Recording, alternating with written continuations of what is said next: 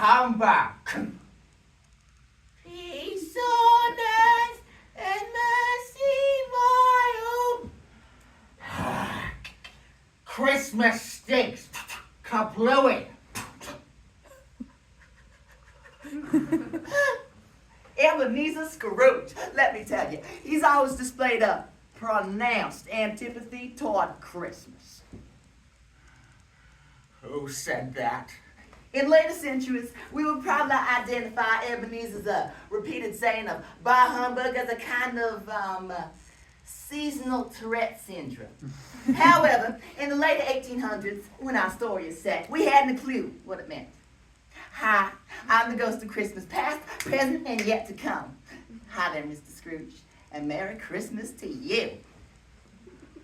Seriously, who's talking? And bah humbug! Christmas spirit is in us all. If that's what you think, then buckle up and make sure those safety harnesses are fastened. Because this sleigh ride slides right past the North Pole as everything heads south. In other words, this Christmas story isn't holly or jolly. Ebenezer Scrooge, as always, needs to flip his life around. But this isn't all about Mr. Scrooge. Maybe this time somebody else wears the hat in Mrs. Bob Cratchit's Wild Christmas Binge by Christopher Durang.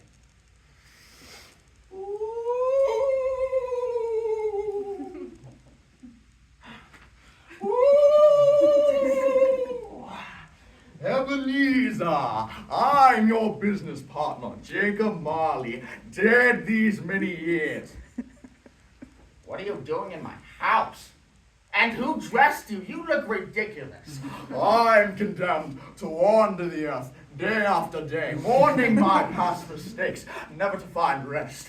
And so will you if you do not mend your ways. Okay, look, I'm getting bored with your visit. Can you leave? Scrooge, you will be visited by 3 separate spirits tonight. The first spirit will come when the clock strikes 1. The second... Okay, yes, I get where you're going, but I have things to do, so, goodbye, Jacob Marley, and good afternoon. What is wrong with you?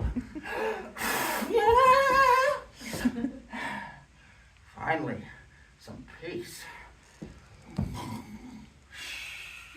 Dun. Oh no, the clock strikes 1. I hope there aren't any ghosts.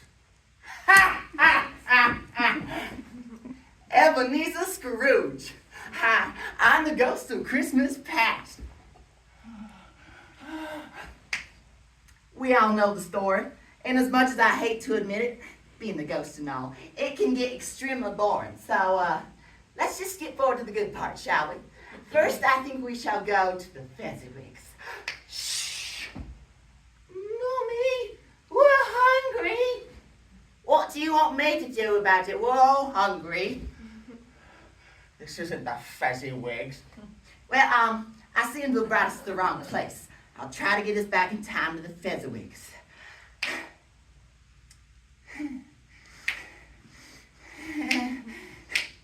Oh, I found Bob. Look, darling, I found a foundling. What do you want me to do with it? Cook it for Christmas dinner in place of the goose that we don't have? We're hungry, Mom. Feed us. We're not cannibals yet, children. Soon, but not yet. What a gruesome family.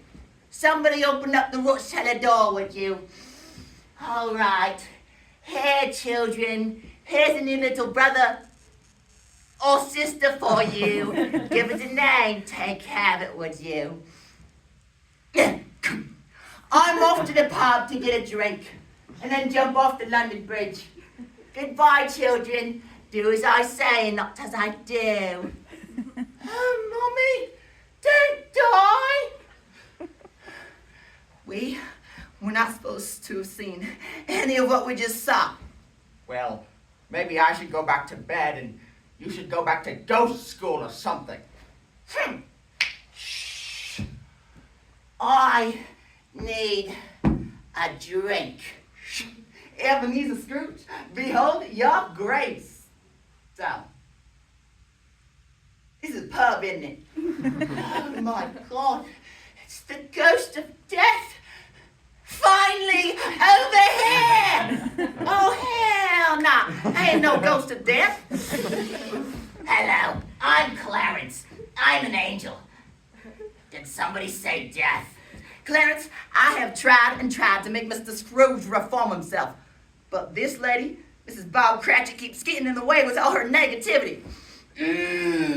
I see, and which one of you two is Mrs. Bob Cratchit? Really? That would be her. Ah, I see, and I understand you have a bad attitude. I have a realistic attitude. I have 20 children. No, 47. I don't know. There's never enough food, and the people around me are all goody-goody and pitiful, and I wish I'd never been born. Your wish is granted. What? You've never been born. Well, nonsense. I'm still here. Step at a time, Mrs. Cratchit. Since you don't exist, you've been given a great gift to see what life would be like if you hadn't been born. Let's go see how your husband Bob would be, shall we? Wait a minute. If we're leaving, I want Mr. Scrooge to come along, you know, for more support. I'd be happy to. Wait a minute. Nowhere in the story does Scrooge fall in love with Mrs. Bob Cratchit. Oh, I'm not in love. Yet. I'm just flirting. All right, let's go see the second Mrs. Cratchit, shall we? Shh. Look, darling. I found a foundling on the steps of the church this morning. Oh, Mrs. Cratchit, you're so wonderful and good. So are you, Bob. The goodness of your heart makes me feel so warm. Oh, God, make it stop. All right, let's continue, shall we? Well, yeah, she's perfection. I looked in the heavenly files, and it says that the first Mrs. Cratchit, that's you, honey, and Mr. Scrooge are in the wrong century. Mr. Cratchit is meant to live with the second Mrs. Cratchit, not the first. Sorry, honey. And the first Mrs. Cratchit is meant to live with Mr. Scrooge, and they're meant to live in 1977 New York. And how do we make this happen? Well, it says here, apparently all I have to say is, silly Sally, sabble, sabble, setting spells and seeking secret spooks and specters. You know, I really thought that would... Isn't it marvelous? 3,455 carats. I just love it. This is way better than 1840s London. I love you. I love your jewels and your money. Physical status. That's what I value in life. That's what I value too. Well, I got my wings. Whatever that means. And, well, the moral of the story confuses me, sort of. But there's got to be a moral, right? I mean, everything feels right. I guess the moral is, God bless us, everyone. Bah, humbug.